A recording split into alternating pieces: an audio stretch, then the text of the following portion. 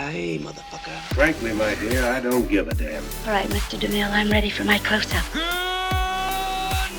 Dodge this. Hello, everyone, and welcome back to the Holy Moment Podcast, a podcast where we watch movies with you and discuss the moments that work, the moments that don't, and the moments that reflect truth in unexpected ways. And guess what, guys?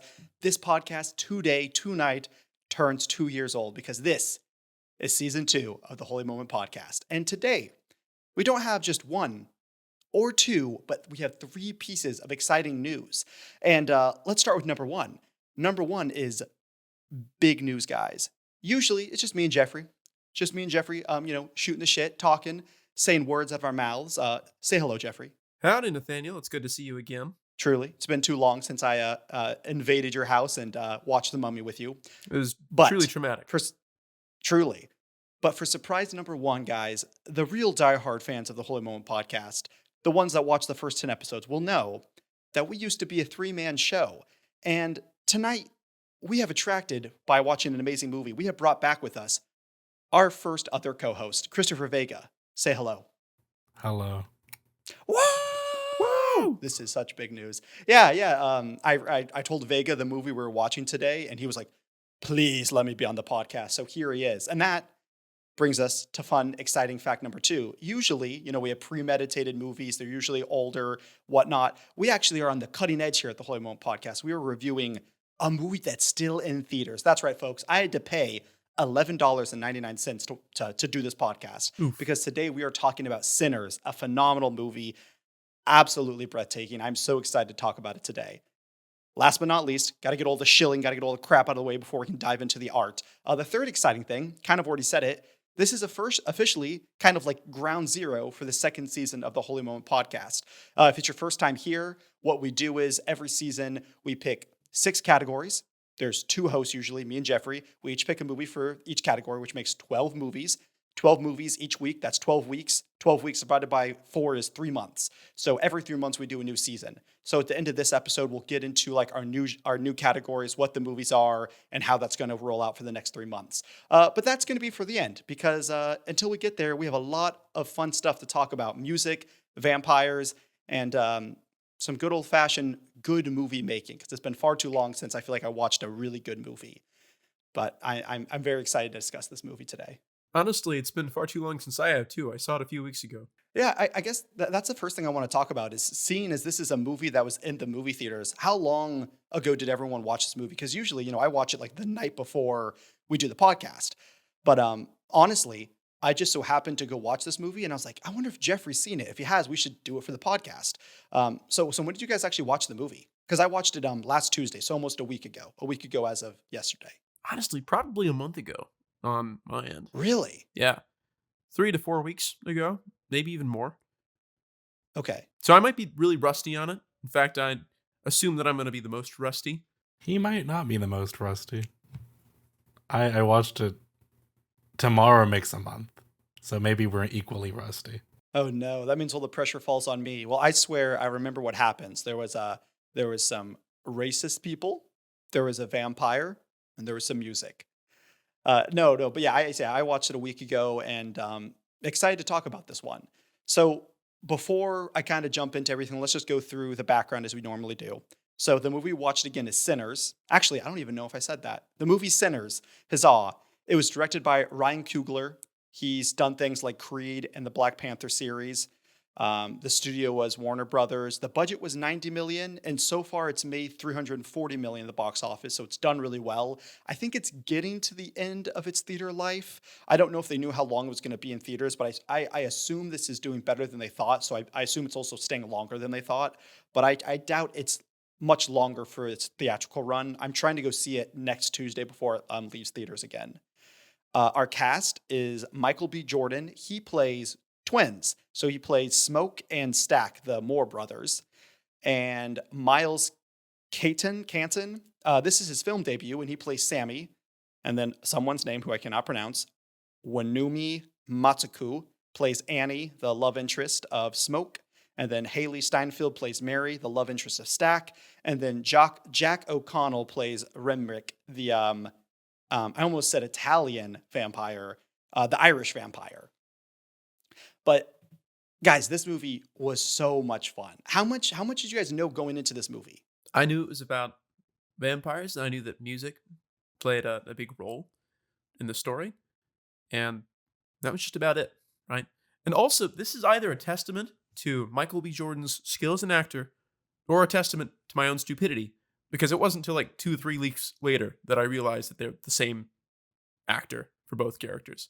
No, I also didn't know that. I found out that same night, but just because I got home and I was really interested in the movie, so I was just doing some research and I just read an article. So I didn't know going in and I didn't realize during the movie either. What about you, Vega? Did you know that he played the same character? I didn't know that going in. Well, okay, I misinterpreted something. I th- so I think I heard somebody say like, "Oh wow, it's really cool to see Michael B. Jordan play like two different people in the same movie." I didn't know he was playing twins. I really genuinely for a second, by a second I mean like maybe halfway through the movie, thought they just found a guy that really looks like Michael B. Jordan to play his twin. But I mean, that's the thing, is like they feel so different and so idiosyncratic, and they feel like real characters. And when they're interacting with each other, the interactions feel real, right? They feel grounded. mhm. But he's acting with himself, right? Yeah, it was truly a testament because I don't know if like you, Jeffrey, I don't know if I'm pretty can be fooled very easily, but I feel like it was a testament to the movie. Like, granted, again, I hadn't been tipped off, but the suspension of disbelief was so much that, like, immediately they were like, "Oh, these are brothers." I'm like, "Oh yeah, two different people." Clearly, I didn't even begin to think in my mind that these could be the same actors. Granted, I'm really bad with actors. I like do not know people's names. I don't know what people look like, but I definitely think that's a testament to the writer and the actors kind of pulling you into the movie. Yeah, I feel like oftentimes when twins are portrayed in films, especially when they're portrayed by the same actor, right? They really lean into the similarity between the twins, right? But was it Smokes and Stack? Is that those are their names, right? Yeah. They carried themselves differently. They spoke differently, right? Their values were different, and um, it just felt very real and different and grounded. Both performances. Yeah, no, truly spectacular performances. And I remember reading that, and then I immediately texted the friend that I went and watched it with. I was like, "Did you know these were different actors?" And he was like, "I had no idea." So it really, and Jeffrey, that's a really good point because now I'm thinking of Army Hammer's performance in The Social Network. Granted, it's been a while since I've watched it, but I think you're right. They usually do lean into this like we are twins. We act as like kind of the same unit because we're so similar, and I think that can make it a little easier for the actor. But yeah, Smoke and Stack were like they were not polar opposites. They were like brothers who supported like one had these strengths and this one had this strengths and they supported each other, but they were not the same person. And I thought it worked so well. But before I get too far ahead of myself, for the folks that haven't seen this movie, first off, guys, spoilers. Usually we don't give a spoiler warning because we're obviously a podcast that talks about movies. However, since this is about a movie that's still in theaters, we're going to discuss everything. We're going to spoil everything. We're going to talk about all the nooks and crannies of this movie. So if you haven't seen Sinners, stop this podcast and go watch it because holy cow, it was amazing. I also went in completely blind. Sorry, Vig. I didn't hear before I talk about the first act. What did you know going into this movie? Not much. If it wasn't Nathaniel's mystery former roommate, if it wasn't for him, I wouldn't have even known it was a vampire movie. So like I just saw like the visuals, it looked kind of cool. I think I probably watched the trailer at work, so I probably didn't have the volume up. So I was just like, "Oh, that looks cool. I'll probably go watch it." And then Michael B. Jordan's in it. And then I liked him in Chronicle. And then I was like, "Yeah, I'll go watch it." I didn't really know too much about it. And then I still didn't know much about it after learning the vampire thing. And then I'm a big fan of the word today, and then my friend Emma, she lives in Chicago, that is relevant to the movie a little bit, sent me a bunch of TikToks like about it and was like, "You gotta go watch it." And then I just sent her TikToks back whenever I said it, but I wouldn't understand what any of them meant because I hadn't watched the movie yet. And then Not to interrupt you, did you? I'm just trying to make sure that I'm not dumb or that you misspoke. You said earlier you're like, "Oh, I saw Michael B. Jordan was in it, and I like him from Chronicles." Did you mean Creed? nope, didn't watch He's Creed. in Chronicles. He's in yeah. So there's this Is he the- movie. Hey, audience, you can't see me because I'm just a voice, but there's this movie which is just found footage that I got Nathaniel to watch. I think on YouTube when it was still on YouTube for free, and he's in it. He's one of the three guys in it. He's the guy who dies like mid movie. First off, spoilers. But that's really. Yeah. I love that movie. Like we said, folks, guys at home, I must be horrible with actors. Michael B. Jordan, he's a pretty obvious dude. He's a pretty, like, when you see him, you kind of know him. He's like one of the most handsome, like, I almost said black people ever, but I feel like he's just one of the most handsome, period, people ever. I did not know. He looks so young. Okay. When did Chronicles come out? Because compared to Sinners, he looks like a grown-ass man. That was like Chronicles, 14 he years looks ago, like I think. I don't know, man. Even if you took 14 years away from Michael B. Jordan, I cannot imagine that he looked like how he did in Chronicles. My mind is kind of blown right now. It's like I don't know. I think he just looks like a lot more buff now, if anything. That's fair. Yeah, fair. he looks younger by like a large margin, but he still you could still tell it's like him. Wow, I need to go rewatch Chronicles now. It's yeah, it came out 2012, so probably filmed in 2011, so 14 years ago. Dang. Okay.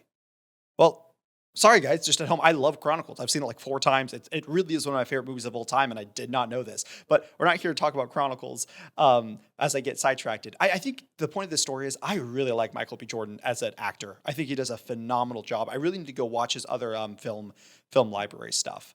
But yeah, all that to be said, I also went in pretty blind. If it wasn't also for that pre-mentioned old roommate, I wouldn't have really known anything about this film, but they kind of talked about how it's a vampire film. And as you guys know at home, I don't usually do scary movies, but this had just enough horror in it that it really, really worked for me. With that being said, I'm going to read a little bit of synopsis of the first act, and then we kind of dive in on our thoughts. So, Smoke and Stackmore, World War I veterans and former gangsters, return to Clarksdale, Mississippi, aiming to start anew by opening a juke joint and a repurposed sawmill. They assemble a team, including their cousin Sammy, pianist Delta Slim, and Smoke's estranged partner Annie. As they establish their venue, an Irish immigrant vampire named Remrick arrives in town, turning locals into vampires and setting his sights on the juke joint. So, man, this movie opens up with a bang. I feel like earlier this week, I had some coffee with an old professor, and we were talking a lot, and something we really got talking about was like hooks in movies. Talking about how like movies nowadays are sometimes so melodramatic, and we get so worried about like getting into a deeper meaning and exploring a deeper emotion, which can be fine in film, but we don't like hook our audiences anymore. I was blown away by literally the first 45 seconds to 2 minutes of this film. It absolutely hooks you and pulls you in and really sets the tone for what we're about to watch. What did you guys think about that opening scene as Sammy is wearing tattered, bloody, dirty clothes, and he's running down this dirt road, and he bursts into this tiny, cute little white church holding the stem of a broken guitar, and his pastor father comes up rebuking him, telling him to like let go of this sinful life. And as his father's like rebuking him, Sammy's having what we assume could be flashbacks, but they could be premonitions. We don't know at this point. But visions of like this horrific demonic scene playing out before his brain. And then we cut to one day earlier, and all that happens within maybe 2 minutes. Did that scene like sink its teeth into you and pull you into the movie? No, I thought that intro scene was like so effective in setting the tone for the movie, right? Because after that scene, we get taken to the past, right? And the movie, from that point on, it's kind of slow, right? For that first half, we're just getting to know people, right? As they're setting up this juke joint, right? And we're endearing ourselves to these characters that we know like something bad is going to happen, right? Their fates are uncertain. It'd be a different thing if we'd come into this and we hadn't had that horrific, enticing like vision to set the movie into motion. If anything, the movie might seem almost like a slice of life. Mm-hmm. Yeah, 100%, because it is really, you don't get vampire stuff till about 35, 40 minutes into the movie. So if they didn't open up with this very visceral, in your face kind of, hey, there's something demonic going on, like Jeffrey said, you might think it's a melodrama. You might just think it's more of a drama and set in like, Jim Crow, I think 1930s, forgive me historians if that's very incorrect, but I think it was set like the 1930s. And you might just think it's about, these underprivileged, these African Americans that are held down by like the white racist people. And you might think that's all of it. But they did a great job of setting it up and then pulling way back and then not discussing vampires at all for the first like 35 minutes. And I thought it was really, really tastefully done. It But what keeps about us you, on the Vega? edge of Did our you enjoy seats it? because we don't know when the vampires are going to show up. Yeah. Also, shout out to the Choctaw representation in this movie. For those of the audience that don't know, I'm an official member of the Choctaw Nation of Oklahoma. 1/16th. As you can probably tell, I'm still very white, right? But these Choctaw vampire hunters show up, and immediately I'm pointing. I'm like, I know those guys. I know that the traditional Choctaw garb that they're wearing. I recognize it. And that was really cool to see. Little do you guys know, that's actually Jeffrey in the movie. They just had to apply the slightest bit of makeup, and boom, you couldn't tell him from a full-blooded Choctaw member. One for one. No, I thought they were really cool in that scene where they're hunting down the vampires, but I was sad they didn't come back. I swore, like when shit was really hitting the fan and like kind of the end of the third act as the vampires were killing everyone, I thought the Choctaw members were going to show up and like save the day. But I'm kind of glad they didn't, because then we got to, focus on our main cast. Yeah. But I was surprised they just kind of like left the film and never came back. I'd watch a spin-off though, starring those characters. Yeah, just hunting vampires. That would be awesome, actually. Were they even vampire hunters, or were they just looking after him? Or looking for him? I think that regardless if they were professional vampire hunters or not, they were in fact hunting a vampire. And so Yeah, I just mean like, I don't know if like that was their whole bent as much as they were like in a similar way to where that the vampire they were hunting had betrayed their trust. That was it. I don't think it. I thought it lived and died there. I think that they were aware of its malicious nature, right? That it was an entity of evil and destruction, right? And that seemed to be the angle that they were approaching it. Not like, oh, this man betrayed our trust, right? It's more. Well, I'm this just saying creature's betrayed the not trust what you because of think the it is. intro thing with the where it's showing those like how people. What's it called? What do they call it?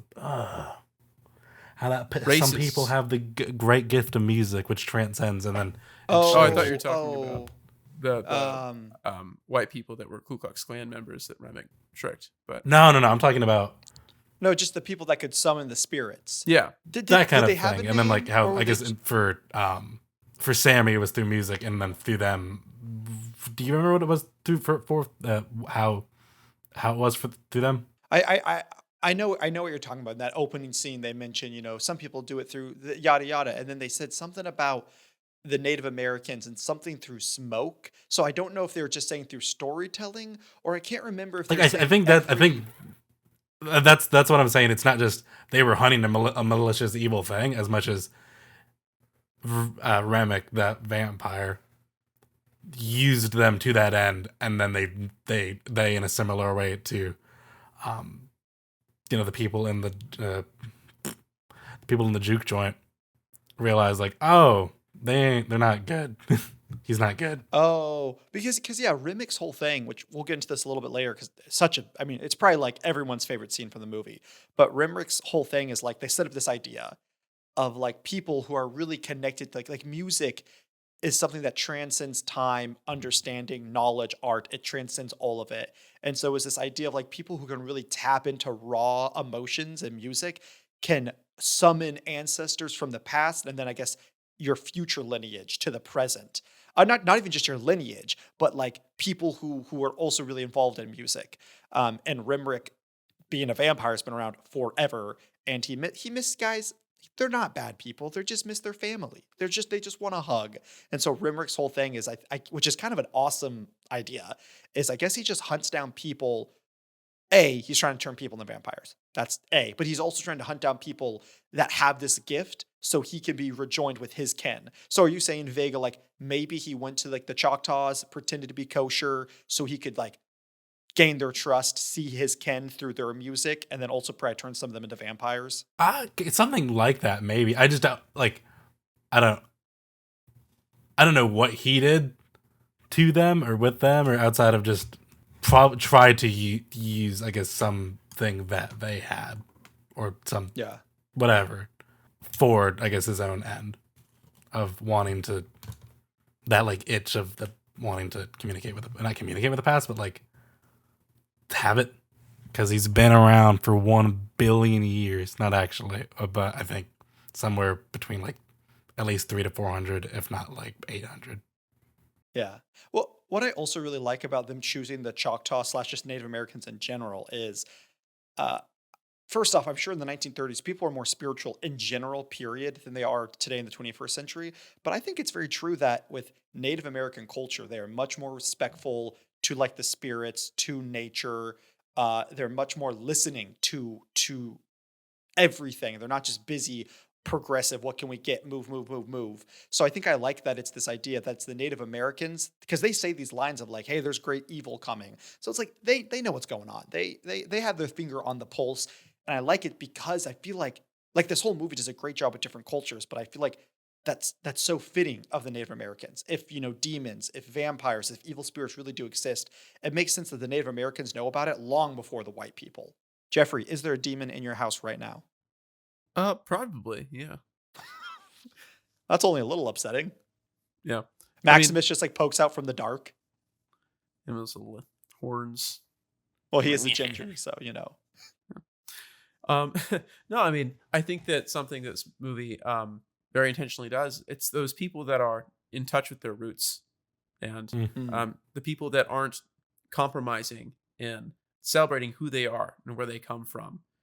Those are the people that are able to stave off the vampire's assault, right? Because the vampire's whole thing is assimilation, right? You'll get rid of your individuality for a sense of belonging, and we will make a heaven on earth, but in doing so, you are killing your soul, right? We are taking your blood, and we are divorcing you from your roots.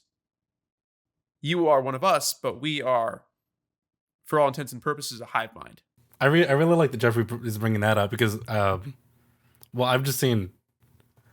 I don't think I've seen a movie in a long time that's had such online, almost universal, like good reception. I've seen like a few takes where people are like, me, I didn't like it.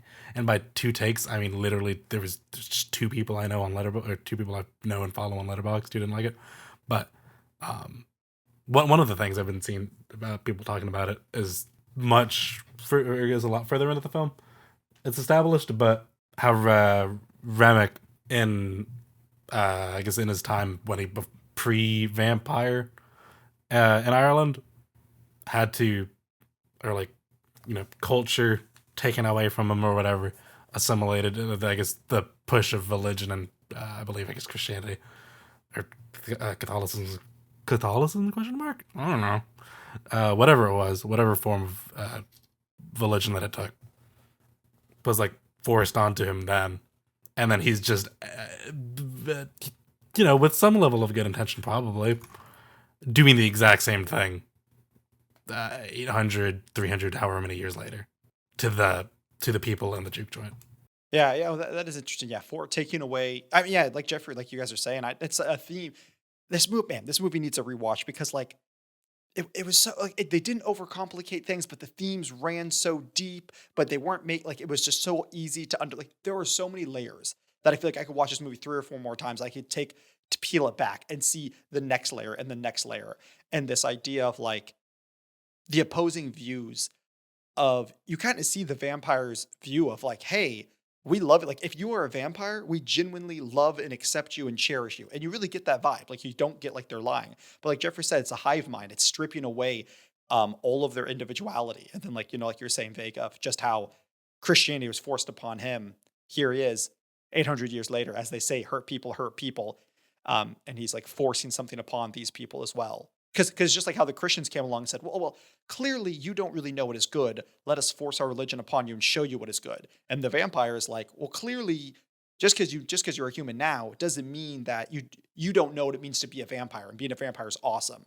So yeah, I definitely didn't pick up on that idea and that storytelling there, Vega. And I think it definitely is one of my favorite scenes in the whole movie because I think what is it? I haven't seen the movie, but I know it's is it The Exorcism, where it's like quoting scripture actually kind of works against the demonic presence. Is that correct or am I wrong? It might have been. I think it's correct. I haven't seen it myself. It's been a minute. Okay. I'm pretty sure it's the exorcism. But I loved again, like what you talked about in The Mummy, how we can take tropes and subvert them. And we can subvert them in a lot of ways. But I love the subversion of the trope of someone who's about to die. We saw in The Mummy when freaking what's his face? Who's the slime ball? Benny, when Benny is about to die from the mummy and he's like taking out all the charms and saying all the religious chants, and then one actually saves him. I love that in the climax of the movie, when Sammy's about to be killed by Rimrick the vampire or be turned into a vampire, he starts chanting the Lord's Prayer because he's the son of a pastor. And even though he's kind of running away from the Christian life, it's still very much in him. It's still in his culture. So he starts, it's his last means of escape. So he starts saying it to the vampire. And the other movies, the vampire would have hissed or, would have fled or his blood started boiling. But Rimrick starts quoting it with him. And it was such a bone-chilling moment where this vampire is like, yeah, no, I know this. I used to be a part of this. It brings me comfort still. Great scene. But before we go too much further down with the vampires, I want to talk about kind of what stole the show for me, Smoke and Stack.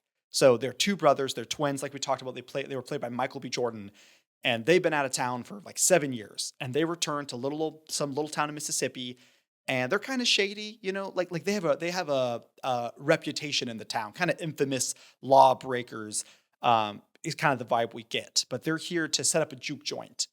What did you guys think of their introduction? And did you feel like it conveyed a good sense of like, do you think they did their introduction well and set their characters up well, or do you feel like it was rushed or just done poorly? I think it was done very well. I think they were a highlight of the film for sure. I don't have any gripes with it. Immediately out of the gate, I think the characterization was very strong. You knew who these characters were. Yeah. What about you, Vega? Did you enjoy their introduction? Because I feel like they did such a good job with like showing and not telling about who their characters were. Yeah, I think agreed. I don't think there was anything.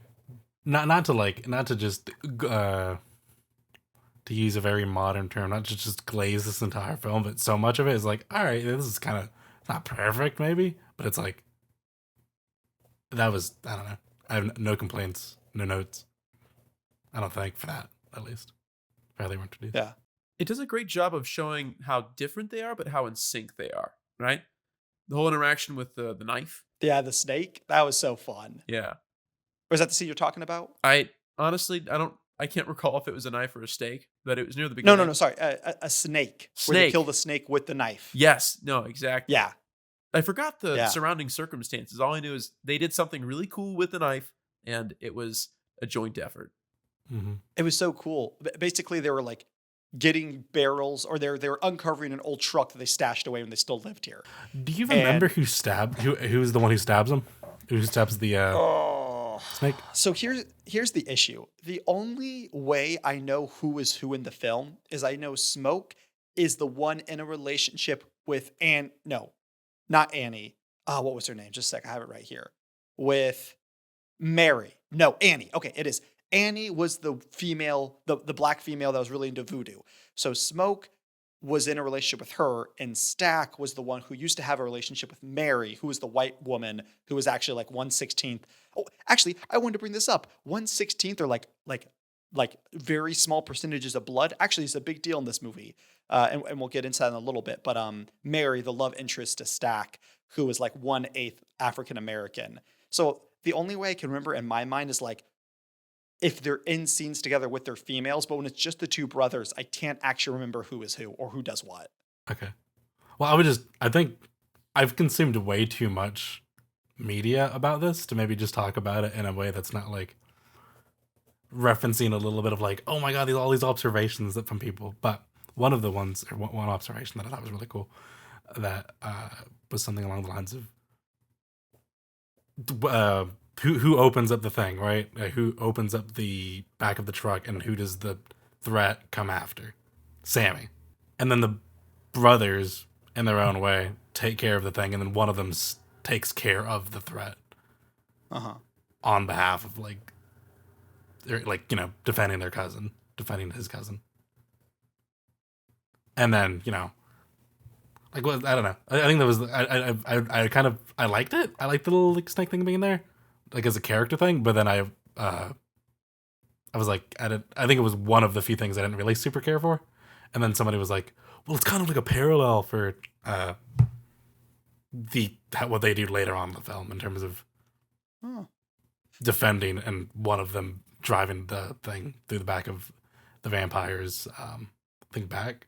He just says back, and then letting Sammy, be free.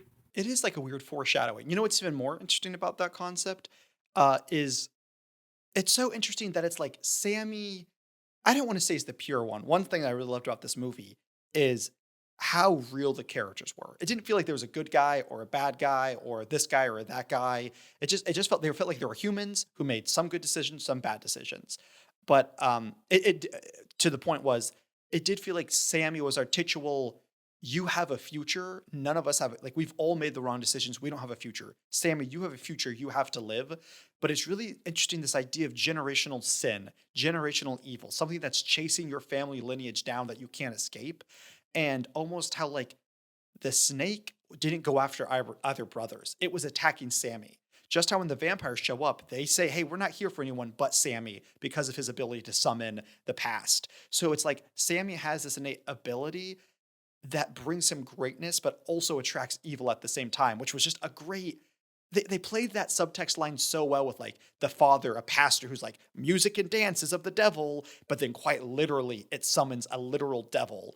So all that to be said was, it is interesting how the brothers, who already, I think in their opinion, they're like, hey, we're too far gone. We don't view ourselves as hero. We don't view ourselves as good people, but our cousin, he's a good person with a future. So it's like the brothers, the evil is attracted to Sammy, but it's the cousins that save him from it. So it's not just a foreshadowing of like the brothers protecting their cousin. It's also kind of a foreshadowing of this like generational evil that is always attracted to this like raw talent. Not even just talent, but they're attracted to Sammy.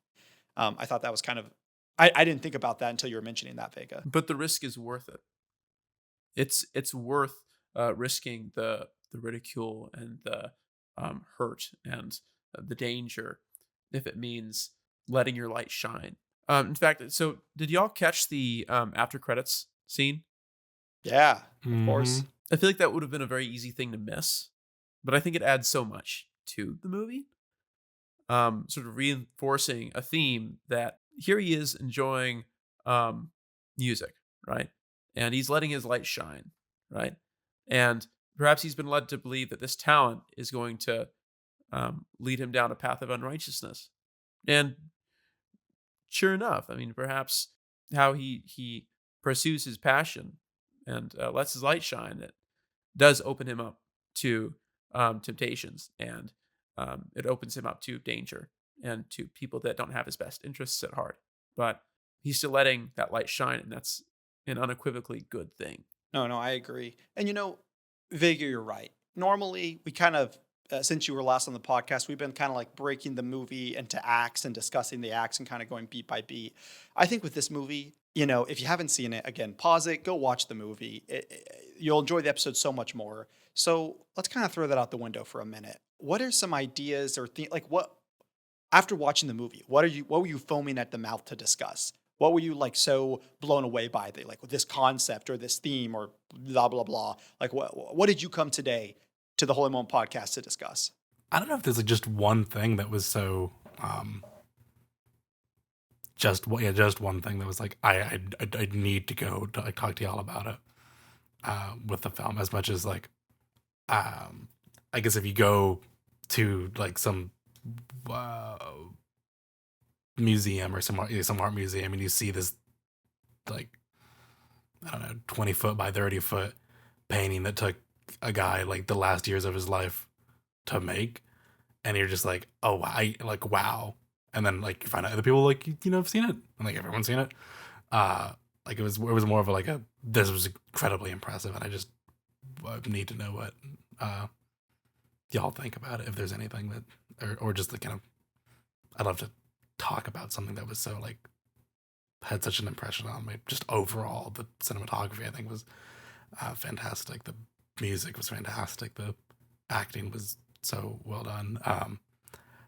It's like I was saying with the social media stuff, like it's like I don't think I've gone a day since I watched the movie where I haven't seen something which like further impresses me about like, oh wow, they did so much work, or Ryan Coogler did so much work to make sure that he had the people to make sure that everything about this was in some way or form like right or correct, or like not like in a perfectionist way necessarily, as much as like getting people to talk about and like getting the Asian people in the film correctly historically speaking. I believe the same thing with like the chocolate representation, and then that area of the South. I think I've seen an interview somewhere or something like that talking about how I think his sister, or maybe his cousin, but I think it was his sister, is the person who makes they made catfish in the juke joint, right? Mm-hmm. Yeah.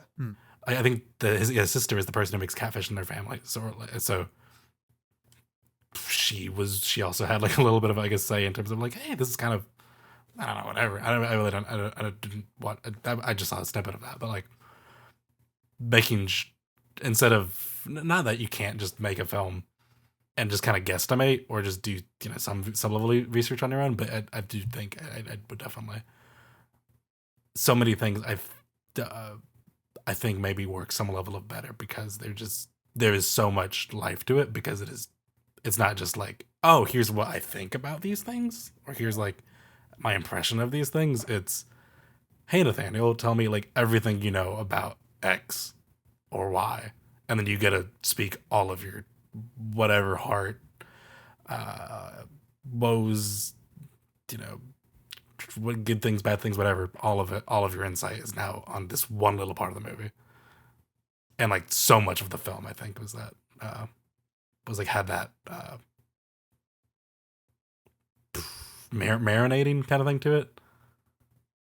Like, so I guess if there is one thing, then it's that towards everything in the film.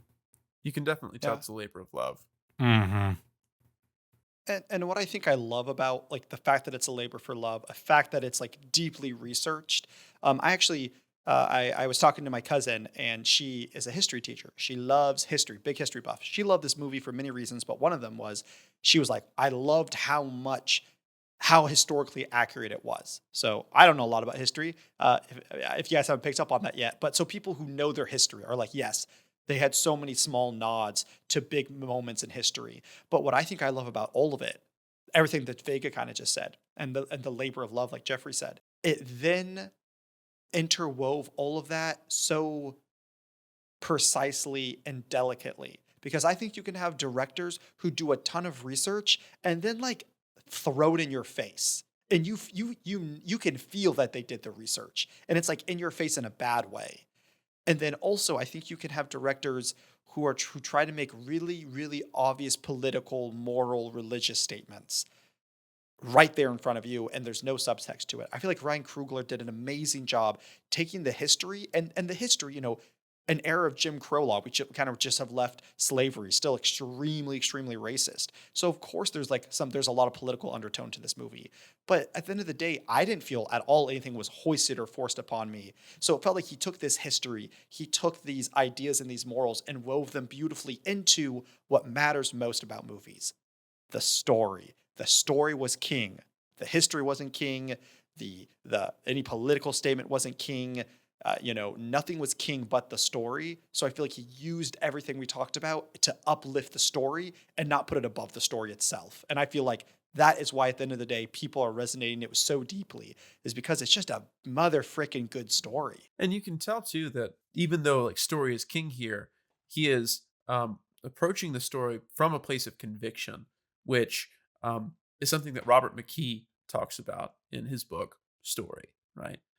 What you want out of the story is conviction, right? You want it to be saying something. You want it to be pointing towards some truth, right?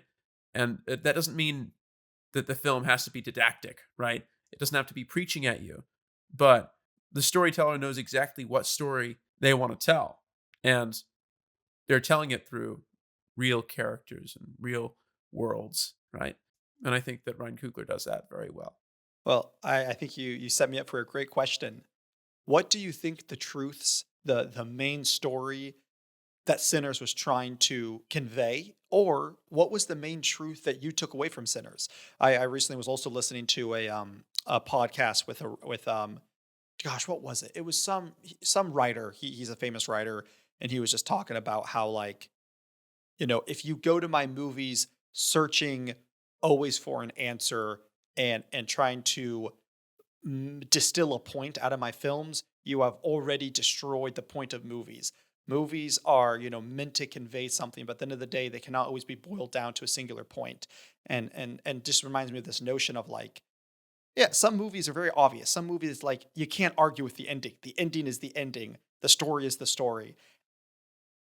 And I'm not even saying movies with, like, super open ending, like, oh, they left it up for the viewers to decide.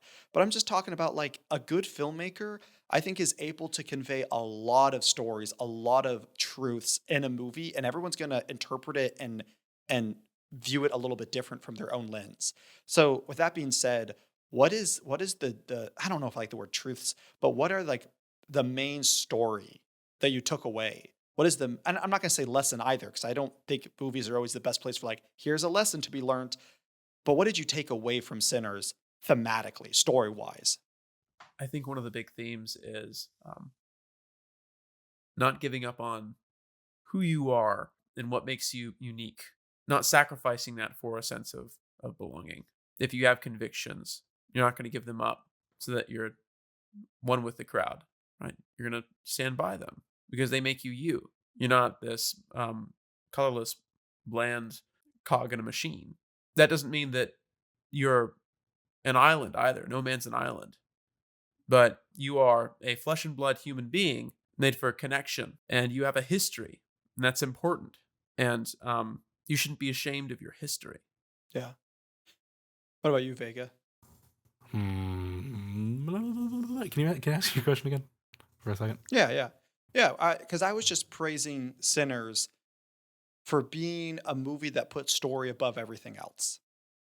It seems like at the end of the day, Ryan Coogler understood the point of film and the medium specificity of film, and it's creating these beautiful stories. And so I was just curious for you, what was the theme, the major theme or story that you took away from Sinners? I'm not necessarily like a political or moral or even a lesson that you learned. It could be any of those things, but it doesn't have to be any of those things. Like, when you walked out of Sinners, what do you feel like the director was trying to convey in their story? Or what did you get out of the director's story, regardless if that's what they were trying to convey or not? Yeah, I think I can answer to the latter part, and I think I could still use what I was saying with Jeffrey. To the latter thing was something that had gotten out of it, or something that kind of stuck with me. I'm not that a lot of the film hasn't stuck with me, but something that particularly has stuck with me. And once again, piggybacking off what Jeffrey said, I do really also appreciate how, I guess, if you're like taking Sammy to be, I guess, the main person in this, because he's kind of the only one who makes it out completely, like, you're sort of almost kind of unscathed. Not unscathed completely, he has, scars, but like Jeffrey was saying, that, like, you don't just forsake, or he, in this case, doesn't forsake who he is, what he knows he like is inside for wanting to, just hold to his father's religion. Or even in the face of his cousin, putting a gun to his head. Not his head, but, like, his, I guess his head. His chest. At him. His cousin pointed his gun at him. To where, like, and even after them all not assimilating into vampires, and after the almost dying part, he's still, as you see in the flash forward thing, he's still stuck with it. He still has done this for, what was it, like, 70 odd years, 80 odd years? 20, not 20. So No, it was like longer the 30s. than It was that. like the 20s, then I guess that was the 90s. So 70 Yeah, he years? did for, like, 70 years? 80 years? yeah, a long something like time.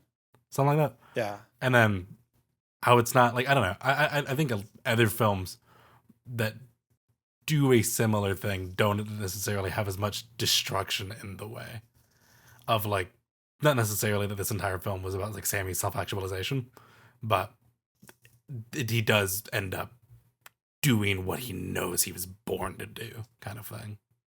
But there was so much pain and so much objective death that happened on the way there.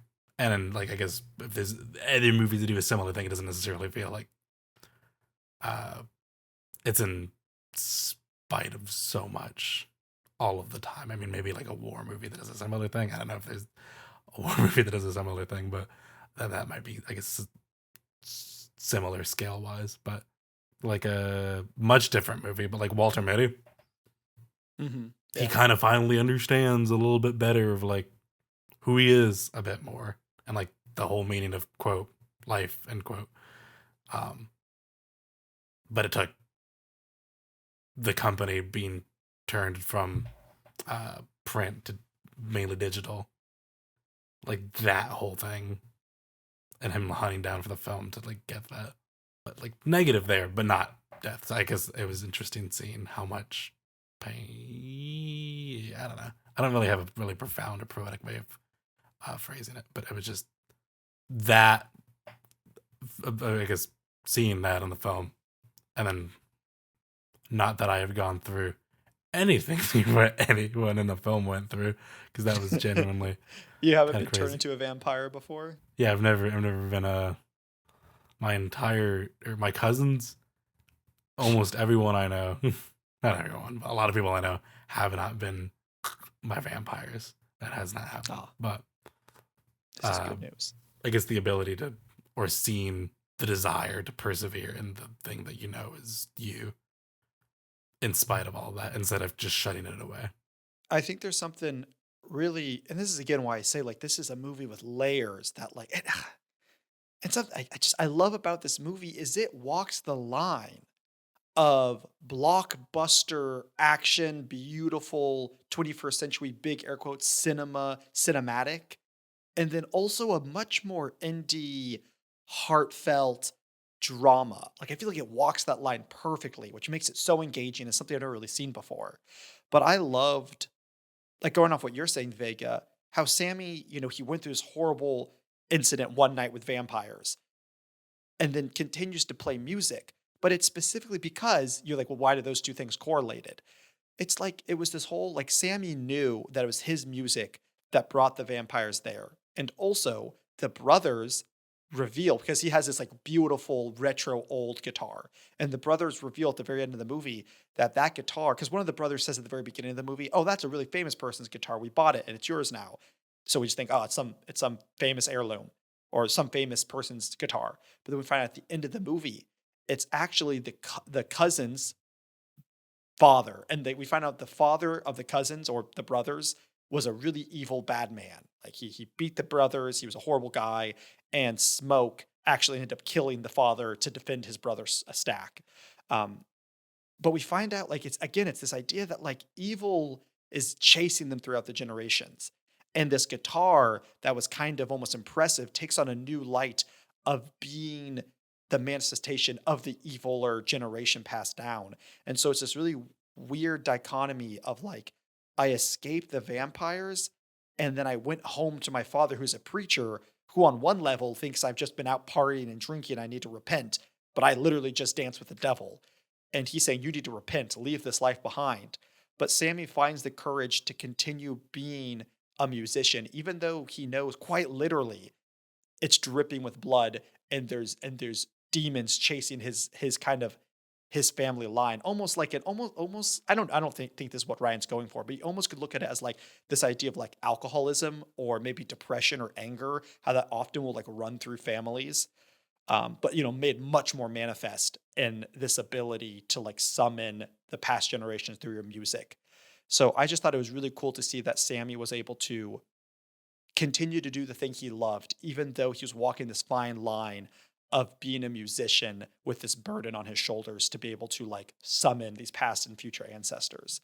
Okay, I'm kind of interested to see if you guys had any similar, I don't know, either thoughts or just if it sat with you guys at all. But I mean, now that there's like so many things about, I mean, maybe it's a disservice to just like continually just like say like, oh, there's so many great things about it and not be able to articulate like anything, but or at least on Yeah, mine. I feel that. But I think something that like a just more smaller moment that really stuck with me is that after Remick gets impaled, stabbed, staked through the back, that he just accepts it, and that he's, I guess, this thing that in, I guess, amongst the other vampires and amongst, I guess, I suppose himself, and how he phrases it kind of throughout the middle act of the film, question mark, near the end, as this being like this or as vampirism being like a beautiful thing, or like saved, like a saving thing. Like I rephrased it to when they're all singing around the time when they're all singing, or I think it was either, I think they said it right before, well, they sing "Will You Go, Lassie Go." They make the mention to, "I wish we could have saved your mother from her fate." So going from that kind of like, oh, he thinks that, I think maybe to some extent he genuinely does think that, like, oh, this is some level of beauty to it, to he finally his spirit is finally gets to be free.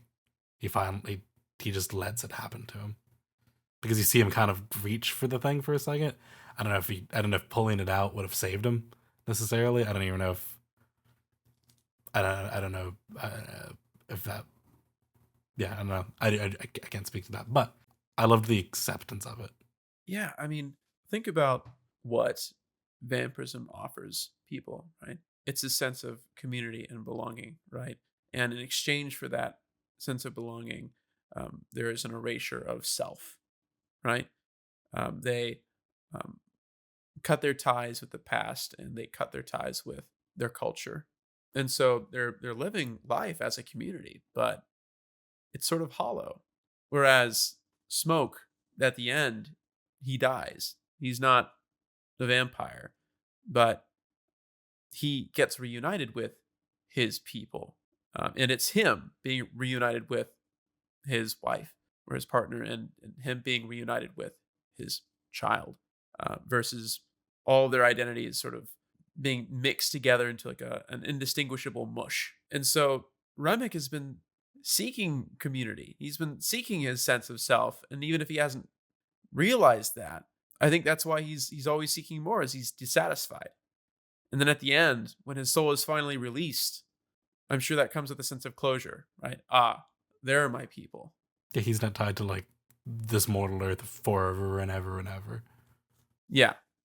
Smoke scene is. Were they married actually? I think it might have been an estranged wife. I got the vibe of they were married. Their son died. He kind of ran out, but it doesn't sound like they really ever remarried or got a divorce. I don't really know how common divorce was back then. So Okay, they like, probably were still technically married. Smoke scene, the mother of his child, presumably his wife, I'm pretty sure his wife, and him being called by like his like normal birth name. It may have happened like a couple of other times in the film, but maybe it hadn't. I don't remember if it had, but and it, like Jeffrey had mentioned, like the I guess to me at least, like a relinquishing of like, hey, but it was maybe it was like a little corny, but like putting the cigarette out because he doesn't want any smoke to get, or because she said she doesn't want any smoke to get in the kid, but quite literally, like I in a more, you know, I guess this is so much less interesting. I guess if you're an audio only listener, it doesn't matter. But if you are a video person, I don't have any feed, so my air quotes in the air mean nothing. But imagine there's air quotes, like this relinquishing of when Annie tells Smoke to put out the cigarette and calls him by his, you know, birth name, and to me kind of felt like and maybe to people on the internet as well. I don't know if you can have like an original take on this thing. It seems like everyone has made every observation there is to make about it, but like relinquishing of this earthly person that he became so that he can live in some form of either that very moment with his wife and child, or if he just lives in it, or if it's eternity. Hmm. I'm, I mean, I think it was such good. It was so good storytelling and kind of really sad of seeing because Annie, who is the wife, will just say to Smoke. She also is like really into voodoo, so she was kind of our exploit. It gave us all the exposition we needed. And at one point in the movie, she's like, "Ah, we're fighting vampires. They're the worst of it all because vampires they kind of take your soul and they jumble it up and they keep it imprisoned for eternity until the vampire dies. So you can never go be with your loved ones. So we kind of have that set up from the very beginning." And so what I love, kind of what you're saying, Vega, is Smoke ultimately dies. And as soon as he dies, he sees his wife and his dead child there. They're welcoming him home, whether it's just for that moment or for all of eternity. But what I also love is the flip of the coin. His brother Stack lives on to the end of the movie. So 70 years in the future, when Sammy's an old man, he's like 90 years old on the verge of death. Stack and Mary show back up. They look the same as they did from the beginning of the film, like both in their like mid 20s, late 30s, and they both look great. But you can tell there's this sense of sadness on them. Like there's this weird sense of like once you become a vampire, you do have, like Jeffrey said, that community, but you also, and going back to that moment of the Irish vampire dying and maybe kind of letting it happen because he ultimately like when you become a vampire, it seems like there's something compelling you forward to keep living. But maybe the spirit that you once were deep down desperately wants to escape.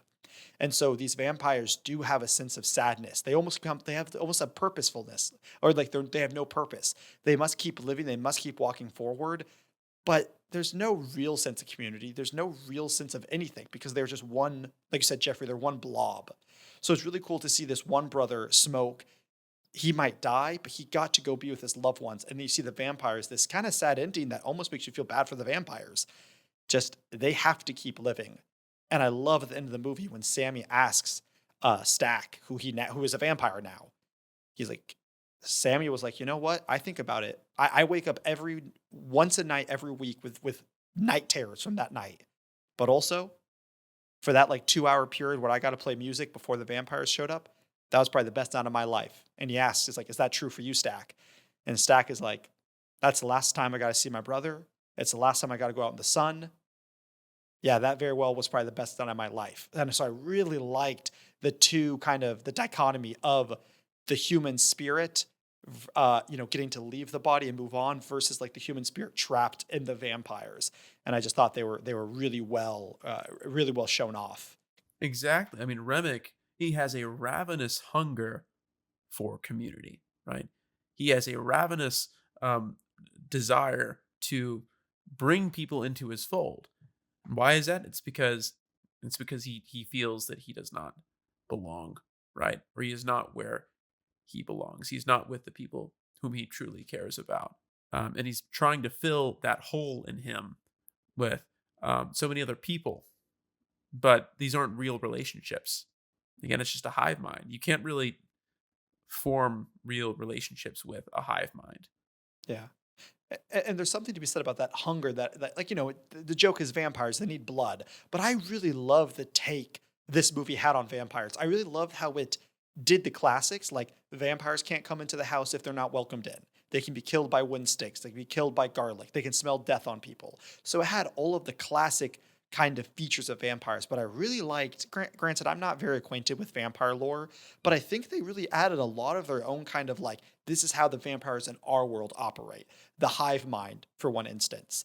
And also the other idea of like, yes, they wanted blood and they wanted to feed, but usually it's just that. Usually in the movies, it's like they have a satiation for blood. But in this, it was like they wanted blood, but more than that, they had a desperate need to convert people to being vampires. And like you said, Jeffrey, I think it's because that need for community, that need for not feeling alone. And it's just so interesting that they were assimilating everyone, every culture, every person, every gender, every sex. It didn't matter. They were taking everyone to becoming a vampire. But they were just so alone where, at this jukebox or this juke joint, You just have like your culture, the people you love, it's just a handful of people, but that's all you need for all of eternity. It's all the people you love and care about, where the vampires are the exact opposite. And so I love how, I don't know if I want to say relatable. I think the vampires are still kind of the spawn of Satan. They're still very evil in this movie, but like you got where they were coming from. I really liked that the vampires did seem like like once you joined the hive mind, they seemed like they cared for you. They were dancing, they were singing Kumbaya, they were having a good time, even though they're kind of, soulless and probably lonely. I do like that it wasn't like, hey, we're not just horrible, evil beings. Like, at the end of the movie, Stack and Mary, they didn't kill Sammy. They didn't seem bloodlust. They had changed to be with the times. And so I liked the just the way they created the vampires in this movie. I thought they were really interesting. Well, then even then, they're not the biggest bad. They kind of are the biggest bad, but they're not like everything was doomed no matter what happened. Mm-hmm. If you can recall, I think one of the things that Remick says that like if it wasn't the vampires, then it wasn't going to be the clan in the morning. So like no matter what, everyone would have died. Yeah, which is again another sense of like this idea of Sammy and like evil chasing him. I like I said, whether it was the vampires, whether it was going to be the clan of the morning, whether it was going to be living the life of a depressed, lonely musician, it always seemed like Sammy was set up for failure. And so it was cool to see that he seemed like he broke out of it, that he broke the fate that was destined upon him, or chasing after his lineage, kind of. I thought that was also a really cool storytelling component. It wasn't just vampires are evil. There's a lot of other stuff in life that's pretty bad, like the KKK. Yeah, You and heard the it here desires of the first, everyone. KKK. Oh, wait, you were saying, Jeffrey? The desires of the KKK sort of mirror the desires of the vampires, which sort of mirror the desires of the father, in that all of them are seeing Sammy and seeing these people, right, doing their own thing, being their own people, celebrating their own culture, and they want to stamp that out. They want to punish it. They want to make it uniform. But it's worth running that juke joint, right? It's worth celebrating community. It's worth being different in the face of adversity. Mm-hmm. Yeah, I mean, like you said earlier, Jeffrey, I think it really a big theme of this movie really is just standing up for kind of who you are, not being ashamed of what you're into, what you enjoy, your culture, where you came from, and even though there's going to be demons alongside the journey, there's going to be people that are against you. You're going to be against yourself some days, but pursuing what you love in life is worth it. Not giving up on your own dreams and desires, and not listening to the naysayers, the haters. I'm not saying this movie was one big metaphor for follow your dreams, because I think it was a lot more than that.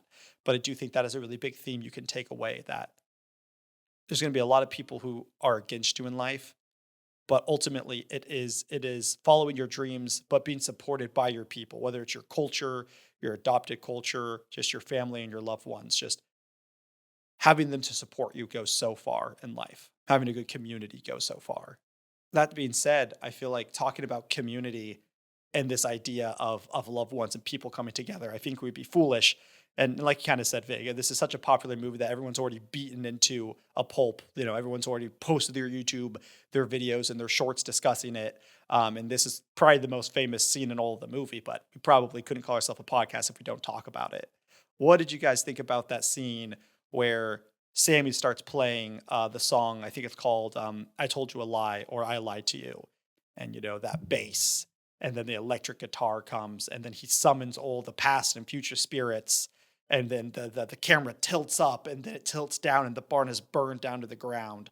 What was that scene spoiled for y'all? And what was that scene like for you in the theaters? No, that scene wasn't spoiled for me. I had gone to go see it. Slight plug to IMAX theaters being a thing. I went to go see that in IMAX. It was awesome. And the person who I went to go see it with had mentioned, like, I think you're gonna love this part. Let me know what you think. As we were watching it, right before it like came up, and that was a whistle. That was a whistle and a half. I don't think there's a whole lot of times that I've felt a similar thing. Definitely not necessarily in a music performance, because I'm not musically inclined like that, and there's not a whole lot that I do that can express itself and find itself that way. But it was just so beautiful. I think I like demonstrating like that tie to not only like what came before, but what comes after, like this thread through all things. Like to to borrow from something kind of different, um, or at least how I've understood it or have understood it in the past when this was, I guess, more on the brain. But I guess this idea in Christianity, or in the scriptures of like the prayers of the saints. It's not just, I guess, active of like, hey, there's people who are alive who technically are, and that, but then there's everyone before, and then people in I guess the transcending of time. It's like, it's not just like just those who came before kind of thing. And I thought Such a good way to use the medium of film to show that, because it's a topic that's talked about a lot in any medium. The idea of like, we are not the only humans to exist or will exist. We have our ancestors, we have the future, we have not even just our ancestors, like a specific bloodline, but we have our cultures, and then we have humanity as a whole. There's millions, billions that came before, and millions and billions that will come after. But film is such a good medium to show that off, and how they showed it in the scene of just starting with the people in the juke joint, and then the camera. I think it was a one take, right? It was like it was a long oneer. So the camera just traveled throughout the room. We start to see people from thousands of years ago, and then we start to see DJs and rappers and dancers from like the future. What really got me, because again, that scene was spoiled for me. I would love to have known how impactful it would have been if I didn't know what was to come. Again, so really impactful. But what got me was as it continued, and then the camera tilted up, and the ceiling was on fire, and then they push through the ceiling, and then they tilt back down, and the whole barn burnt down. And again, it's not literal. It's metaphorical. It's we are transcending time in this, but there are no boundaries right now. That part just blew me away. And I've not been, like you're saying, Vega, it's just like, I've not been that engaged and sucked into a scene like that in a movie theater in a really, really long time, if maybe ever. It just was so engaging. And you're like, I mean, this can be said for the whole movie, but specifically for this scene, like, what's coming next? What's about to happen? I don't know what's going on in the most amazing way. What about for you, Jeffrey? What was that scene like for you? That was incredible. It was so well done. I think you can see why what Sammy has would be so attractive to Remick. This connection to past, present, future, in a way that Remick himself doesn't have access to, because his soul is stuck where it's at. But the irony is, if Remick were to have turned Sammy into a vampire, I don't know if Sammy would have had what made him special. And so I think it's just indicative of Remick grasping for something that he can't have. And even when he thinks that he's achieved it, that's just put him at square one again, right? Because now he has another of this throng of like-minded acolytes. He doesn't have Sammy, and he never will have Sammy. And he'll never have, like, Stax. And he'll never have Mary. He'll only have facsimiles of them. Yeah, that's an interesting point I never thought of. Like, if because his plan, I assume, was to turn Sammy into a vampire. Would he have kept that ability, that talent, that skill? And yeah, I guess I assume not, because again, it's so much about the individual within the greater culture. You don't want to just be an individual, but you don't want to just be a conglomerate of one big blob. It's like your individual special talents within your bigger culture. And I think that individuality is lost within the vampires. But something about that scene and in the movie in general, I want to talk about really quick is the music. This is almost a bona fide musical at some moments. What I love about this movie, specifically musically, that I don't think a lot of other movies do, is it works with it plays on juxtaposition with the music. We the beginning of the film is more folk and blues. But then, as the vampires start showing up, specifically, I would say this scene we're depicting right now, where they show the past and present ancestors and the barn burning down, I would say it's kind of smack dab in the middle of the movie, and that's when the vampires kind of start their hunt on the jukebox or the juke joint people, and that's when the music becomes this really sick hybrid. Like this song that is playing It starts as a very classic bluesy folk song, and it transforms into a current day electric guitar mesh with blues. And you get that for the rest of the movie. And the more the vampires enter, the more rock and electric it becomes. And I thought that was so and smart to mesh those two genres to like, what's the right word? To symbolically represent the two different groups of people. So I'm not trying to be like folks and blues is good and rock is bad, but they use the rock to introduce the vampires more. And I just thought it was so fun. What do you guys think of the music in general? Absolutely amazing. Blew me away. I play the specific track, "Will You Go, Lassie Go," like on repeat. Yep, same. It's such a pretty song. I listened to it for like 2 hours today while I was editing. That sounds like it'd be a great editing song. Yeah, very, very calming. Very nice. What about you, Vega? Do you have a favorite song or any general thoughts about the music? Oh yeah, I have a favorite song. I listened to last time parentheses I saw the sun end parentheses 36 times after I left the theater. I had What? I had an hour drive from where I watched the movie at to where I was staying that night, and then I just stayed in the car, and then just kept on listening to it. Which one was that? When did that song play? I think it's either right near the end or as I think it previous the part that we had talked about, where Stack is talking to Sammy about like what did you think about that night? How do you feel about that night? Like, was that night like the best Yeah. night of your life? Yep. I Or know. was that day the best day of your life, kind of thing? Before, everything went to shit. And then I think he remarks about, like, I think you mentioned like it was the last time he saw his brother, then it was also the last time he saw the son. And I think that plays as a flashback, or during another flashback kind of thing. Yeah, I think you're right. That sounds familiar. Really, really well. Another one of those times where it's like the score and the soundtrack were so deliberately crafted around the movie. It didn't feel like any song or score was put over a scene. Just like, well, we kind of need music to convey this montage or this feeling. Everything was so deliberately crafted to enhance the emotions, to push the plot forward. 10 out of 10.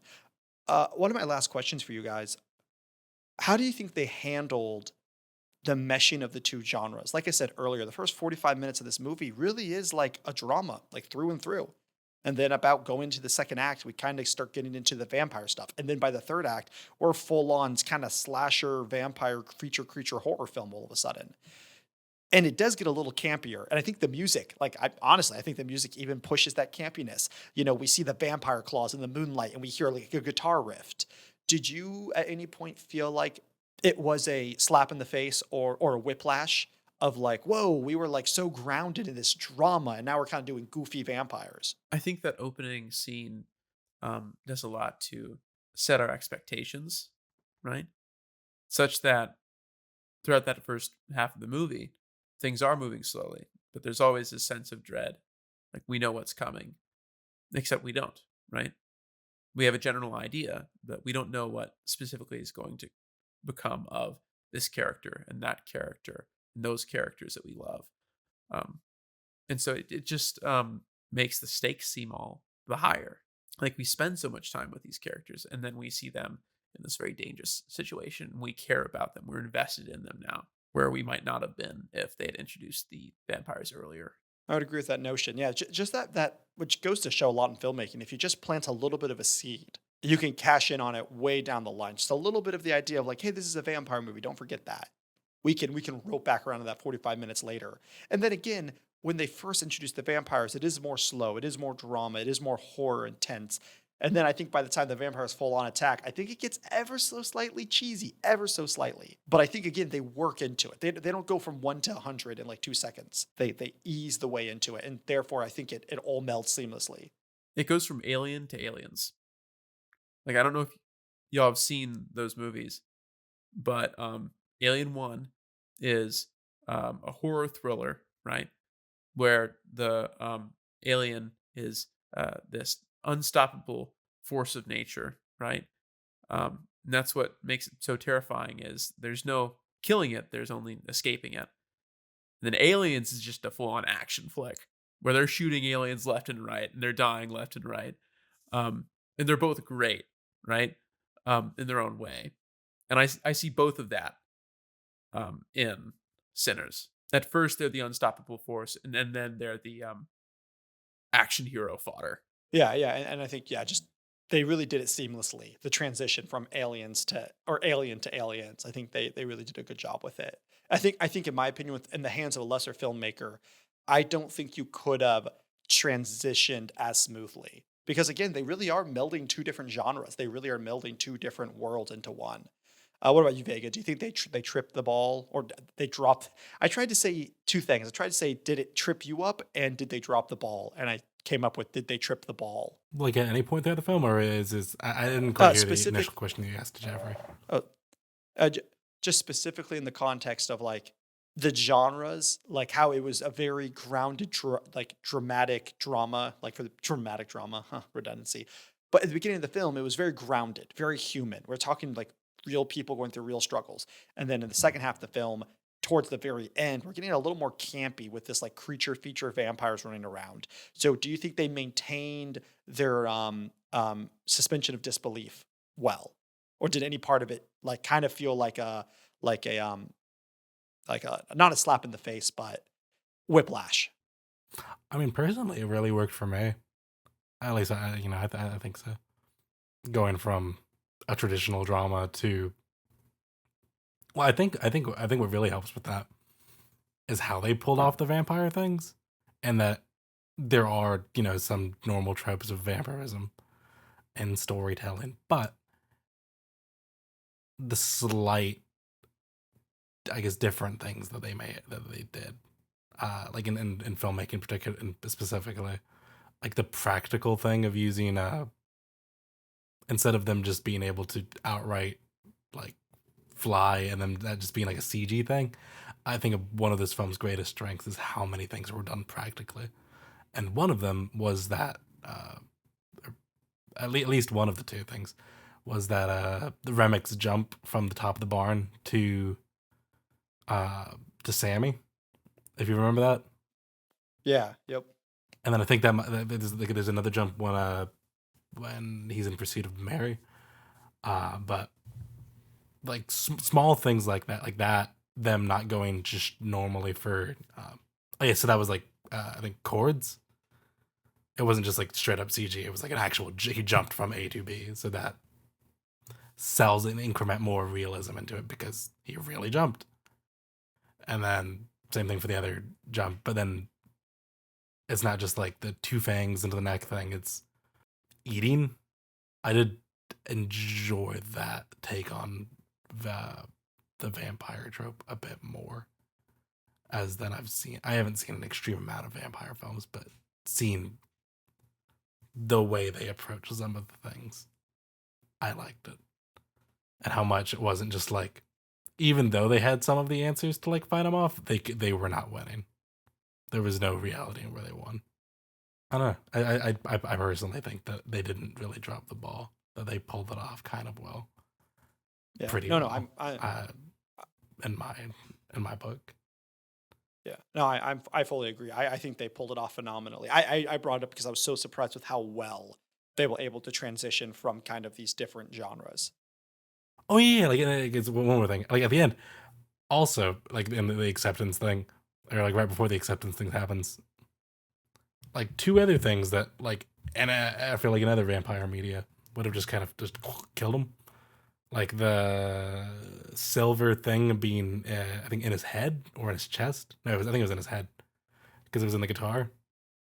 Like that didn't just kill him; it injured him and it injured everybody else in the hive mind, but it didn't kill him.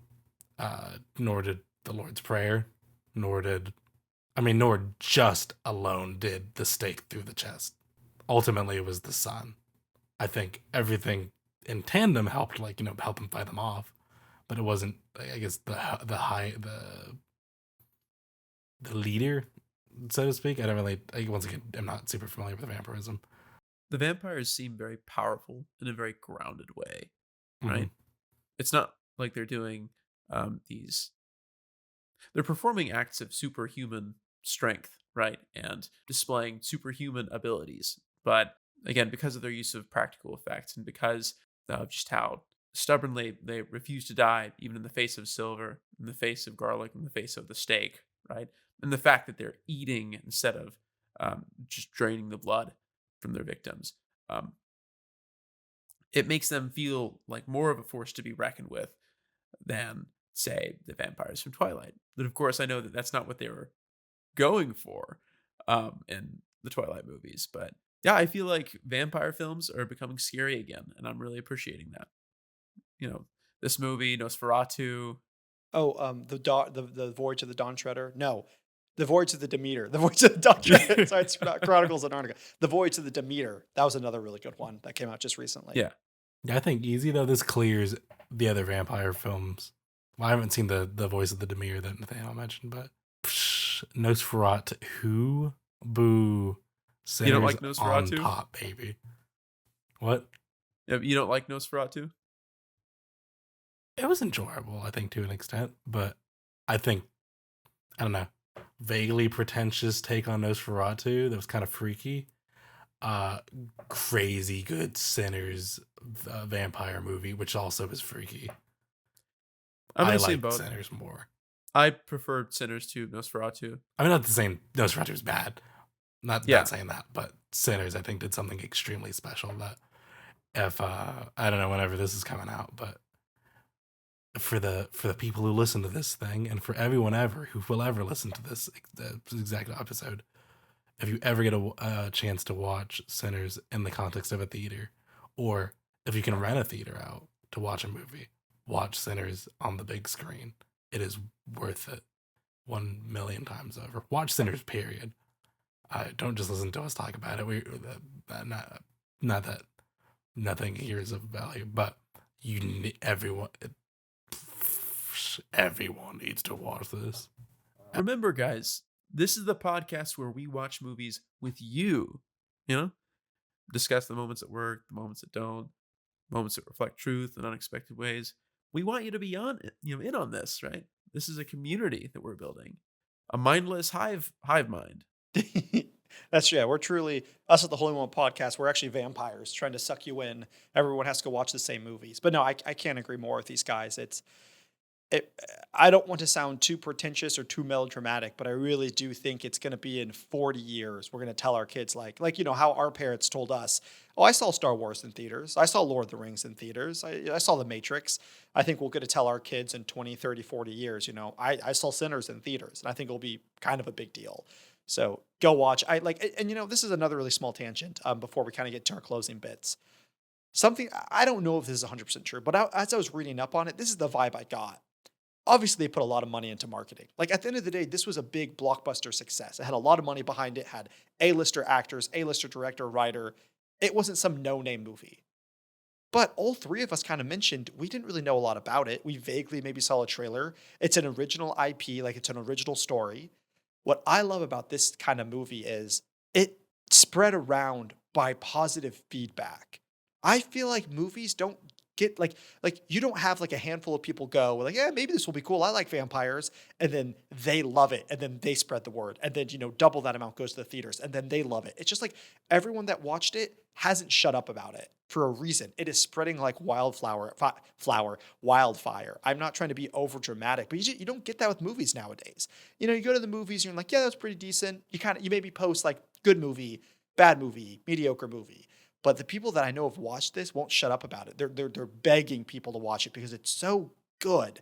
And I think, I'm going to say it, I just think movies have not been as good in the past few years. And I think us as a society are longing for good, original stories. And I just think we're as a society, we're not really getting these really well, like I said, at the very beginning of the movie or episode, it's all about story. Story is king, and this movie has a phenomenal story. And it's not just like, again, that's kind of a vague statement. Okay, story is king. What does that mean?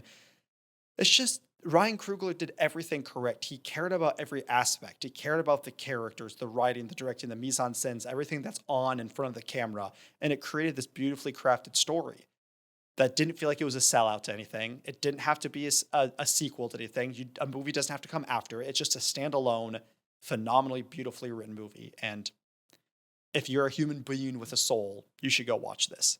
If you're a vampire, you should not watch it. So there we go. That being said, there really are a million other things I feel like we could talk about. And I will. I want to say two really fast. Uh, Number one, at the very end of the movie, we've already talked about it, but when the main vampire guy had Sammy about to kill him, and he starts reciting the Lord's Prayer, was it just me? That felt like an intentional nod to a baptism. Like they're in the water.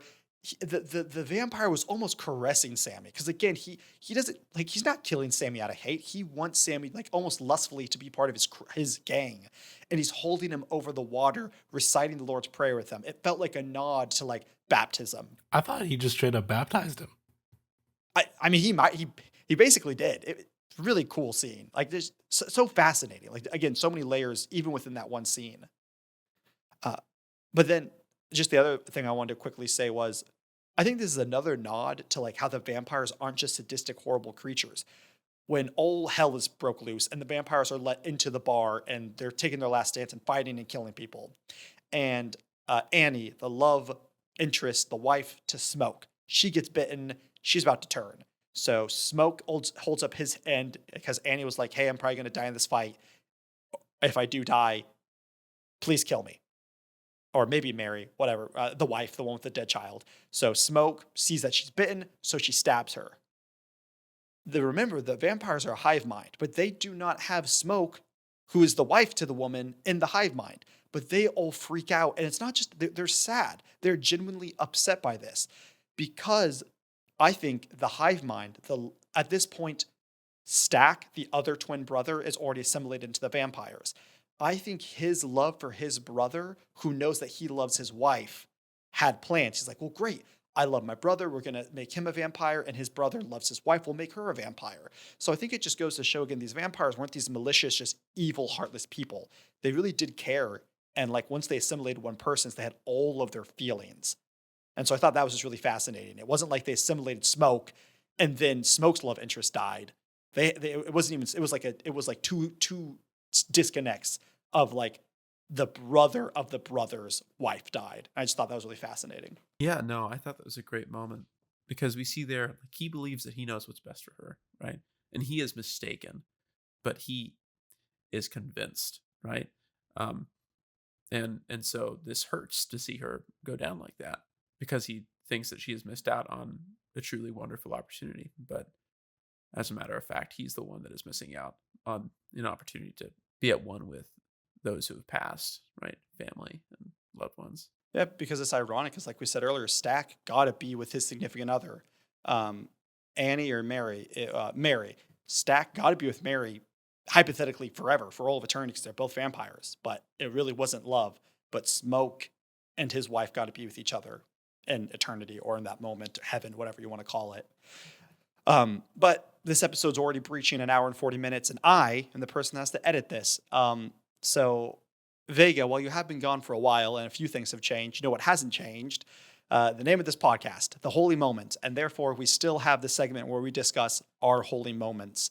So, being the guest on the podcast, Vega, what to you was your holy moment? And again, if there's any newcomers, since we're season 2, kind of ground building up, the holy moment was coined by a film theorist. We won't get into the nitty gritty, but basically to us, the holy moment is just the moment in the film that brought us the most into the world, the moment that sold us on the movie, the moment that we loved the most. It could be a tiny moment from a piece of acting or dialogue to a really larger theme of a movie. But so Vega, for you, what was your holy moment of Sinners?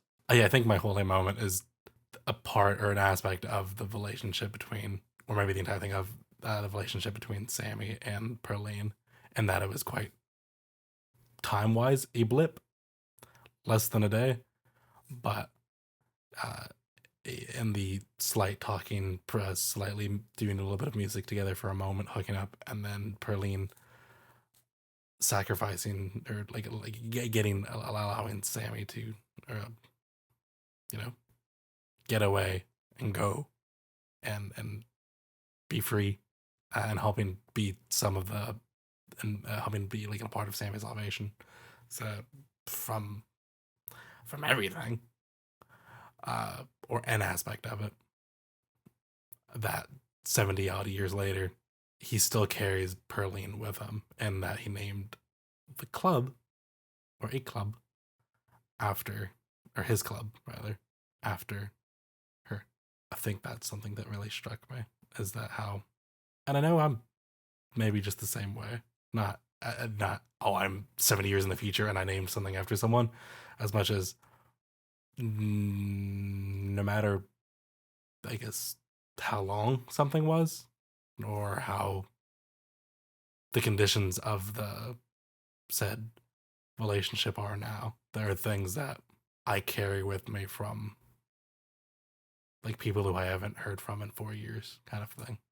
And maybe the relationship itself is soiled and everything went to shit, but there was something really beautiful for just a moment, or something that they said, or something that was like, that has resonated with me or sat with me. So it just, or just the experience of knowing someone that you can carry them with you, and you may carry them with you for the rest of your life, and that, you know,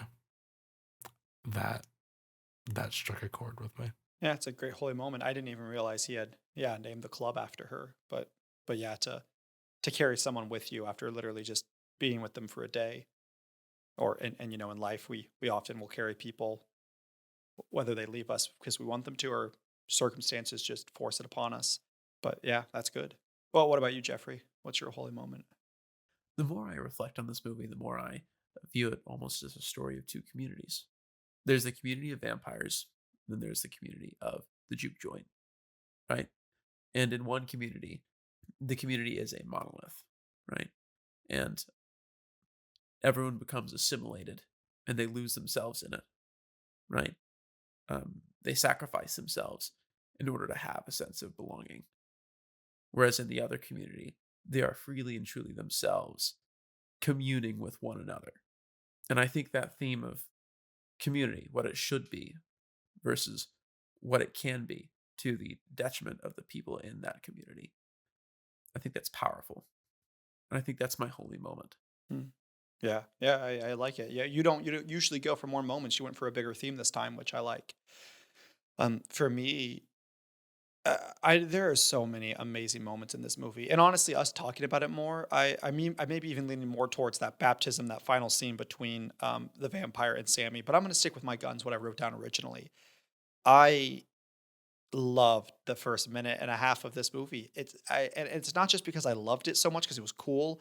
I think it did a phenomenal job in a minute and a half carrying the burden of setting up this movie, our expectations of what were to come, to set this tension, to not let us forget that this is a horror vampire movie, to not let us forget the themes of sinners and the grief and the guilt that we carry along with us, and the internal demons that follow us along, and the strife within our own heart. I feel like it set it all up, and within a minute and a half, through the perfect visual medium that is filmmaking, through these jarring, quick, striking flashes to the past of Sammy with these vampires in this beautiful, pristine church, while his father screams at him to relinquish being a sinner. I thought just set up the movie in a way I've never seen a movie really set up before, and just like I was there from the first page of the first line of that script. I was in the world, and I never left it even after the credits finished. So for me, that's my holy moment.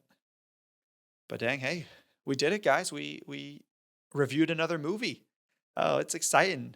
We're so happy to have you here, Vega, for this I guess first episode of season 2. It's really great being back. What a Y'all. great circle. Ooh, For just a the moment. boys. Do y'all want that? Y'all want that little? When do you want me to mention that little movie y'all gotta Ooh. watch? Or both of them? Do you need both or just one? Yeah, I'll set it up for audiences at home. So what Vega is mentioning, guys. So yeah, we finished season 1. This is season 2. So this episode was kind of like our buffer episode, kind of season 2, episode 0, if you will.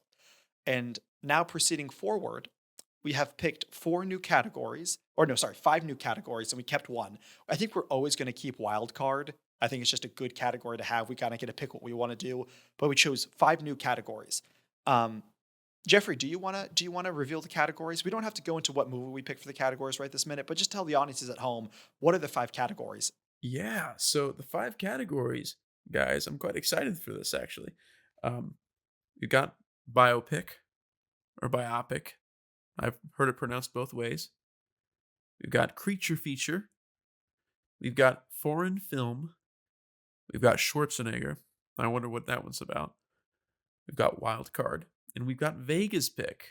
Because like Nathaniel and I were talking a lot this past like season about how much we enjoyed watching and reviewing the movies that Vega would recommend, right? And we wanted more of that in this next season. And so we thought, why not make it a category and pay homage to our good friend Vega and his um, delightful, delightfully idiosyncratic like taste in movies and art.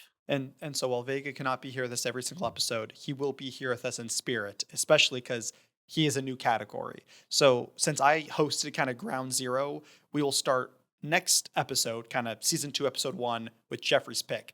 And how it works is we alternate hosting every other episode. So Jeffrey will host next week, then I'll host next week, and so on and so forth till we end season 2. But we randomly pick the category the week before. So normally we would spin Jeffrey's wheel and pick his category. But since Vega's here, Vega's actually picked 2 movies to go in both of our Vegas pick, and we don't know what they are. So next week, season 2, episode 1, we're going to start with Jeffrey's category for Vega's pick. And Vega is currently going to tell us what is Vega's pick for next week. I'm very curious to know what you guys are going to think of it. But my pick, with very little context, because I just want you guys to go into it completely blind, is a film called An Oversimplification of Her Beauty, which was directed by Terrence Nance, and it was released in 2012. Okay, An Oversimplification of Her Beauty. I've never heard of it at all. I'm not gonna look up anything. I'm just gonna sit down. I'm gonna watch it. But well, thank you so much, Vega, for your pick. And then you can just I guess let's let audiences know what's your other pick for me when it finally arrives on my category for your pick. Yeah, the other pick I got is I got for y'all. Bum, bum, bum, bum, bum, bum, bum, bum, bum, bum, bum. I was kind of torn between 2 movies. Well, I guess 3, because I just gave you 1. But I think this pick that would be, I guess, for yours would be Punch Drunk Love. Oh yeah, okay, yeah. I think I asked you this a month ago, and I was like, hey, if you had to suggest any movie for me to watch, and I think that was one of the top 5. Okay, sweet. I haven't seen it, but I know about Punch Drunk Love, so I'm really excited to watch that. Heck yeah. Okay. Well, I'm super excited. I've never heard of an oversimplification of her beauty, but I'm very excited to host that episode, and I'm very excited to go into it blind. I think even watching the trailer wouldn't be too much of a disservice. TBH. If Vegas says so, it shall be done. I mean, or you could go into it completely blind, either or. How did you experience it, Vega? I'm a bit of a... Okay, I experienced it from someone I know giving it really high props, and I'm a bit skeptical of a movie I gotta pay something for to watch. So I did watch the trailer and then anything I could find online about it, and then I watched it. And I still don't think it detracted from it, personally. So Okay, that's good. All right. I'll watch the trailer and then we'll see about it. That means that you have to watch next episode, Vega. Yeah, anytime we do your pick, we'll send it to you and you have to watch it. And you have Tell to us write we an email butchered the too. movie. Yeah. I'll like put it with the Well- transcript with the time code and everything. Here's my response to Jeffrey at like 5 minutes and 36 seconds. That was a bad You take. You just posted a Period. YouTube essay tearing apart our review of the movie you suggested. Annotated, yeah. No. Yeah. But well guys, that brings us to an end of the beginning. An end to season 1 or season 2, ground zero, episode 0. So hey, thanks everyone for joining us of our review of Sinners. Again, let's beat this dead horse. Go watch it. Go watch it in IMAX. Go watch it tomorrow. Just go get a bucket of popcorn and watch the movie. Phenomenal movie.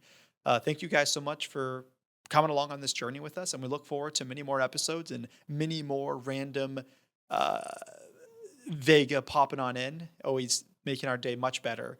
But until next time, guys, I hope you all have a beautiful rest of your day and get some rest, and we'll see you next time on the Holy Moment Podcast.